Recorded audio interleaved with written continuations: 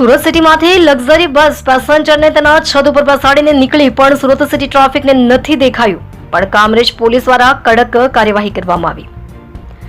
Kamrej police સ્ટેશનના PI RB ગોજા સીધી સૂચના અને માર્ગદર્શન હેઠળ ટ્રાફિક પોલીસ અને તેમની ટીમ દ્વારા 4 રસ્તા પર વિશેષ પોઈન્ટ ગોઠવવામાં આવ્યો હતો। આ ચેકિંગ દરમિયાન બે ખાનગી લક્ઝરી બસની છત ઉપર મુસાફરોને જોખમી રીતે બેસાડીને લઈ જવામાં આવી રહ્યા હોવાનું નજરે પડ્યું હતું। પોલીસ ટીમે ત્વરિત બસને રોકી છત પર બેઠેલા તમામ પેસેન્જરોને સલામત રીતે નીચે ઉતાર્યા હતા। મુસાફરોના જીવને જોખમમાં મૂકવા બદલ લક્ઝરી બસના ડ્રાઈવર તેમજ માલિક સામે મોટર વ્હીકલ એક્ટ MV એક્ટની વિવિધ કલમો હેઠળ કાયદેસરની કાર્યવાહી કરી અને બે બસના ડ્રાઈવરને લોકઅપ કરવામાં આવ્યા અને તેમજ અકસ્માત રોકવા અને જાગૃતિ ફેલાવવાના હેતુ આ અંગે પોલીસે જણાવ્યું હતું કે બસની છત પર બેસીને મુસાફરી કરવાથી હાઈવે પર કોઈ પણ સમયે મોટો અકસ્માત કે જાનહાનિ થવાની પૂરતી શક્યતા રહે છે।